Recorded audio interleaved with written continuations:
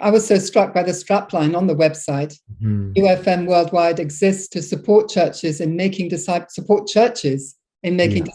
all nations. That's such an unusual emphasis for a sending agency, and that working cross-culturally starts with the local church. So we would very much agree with that, but I wonder if you could just unpack it more, the emphasis that UFM has there. Yeah, thanks. Yeah, I guess over the years, perhaps in some agencies, there's been a danger that agencies take on responsibilities and privileges that belong primarily to local churches, and there are all sorts of reasons why that's happened. Sometimes for understandable reasons, maybe churches have, for different reasons, have been slow to take up that responsibility and privilege. But I guess, as we look at the teaching of the New Testament, we see lots of examples of churches sending people in mission, and the kind of central place of the local church in identifying and training and sending and supporting workers for cross-cultural mission. You see that in all sorts of different churches across the New Testament. And I think that's such a... Examples, sorry. So, I mean, for example, so I guess the classic example would be Acts 13. You see Paul and Barnabas being set apart by the church. The Holy Spirit calls them into mission, and the church don't just send them, but they receive them back at the end of their journey. But it's not just the classic example of Acts 13. We look at passages like Romans 15, famous for, Paul talking about wanting to go to the regions beyond and to preach the gospel where Christ is not yet known.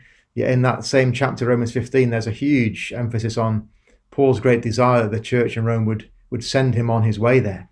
And the idea that he wouldn't be able to continue to those regions beyond, were it not, humanly speaking, for the support and encouragement and prayer of local churches.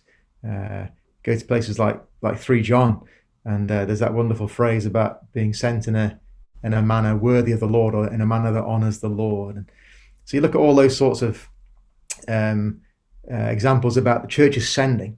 And I think as well, when you think about what's the role of church leaders when it comes to identifying people who might be suitable for mission service.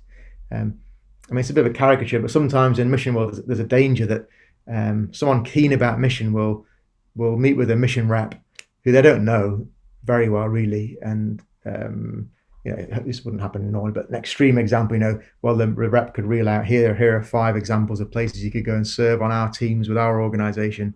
Which one looks the best? And they get it all lined up, and then maybe the church is told at the end of the process. And that seems really topsy-turvy to me, that God has given church leaders as a gift to the church, Ephesians 4. And one of the things they're responsible for is to equip God's people for works of service. And so just in the sense that that's applicable in our home context, surely that's applicable also for identifying those who might be gifted for cross-cultural ministry. So there are a few things to do with the really central place of the local church in mission sending, I would say.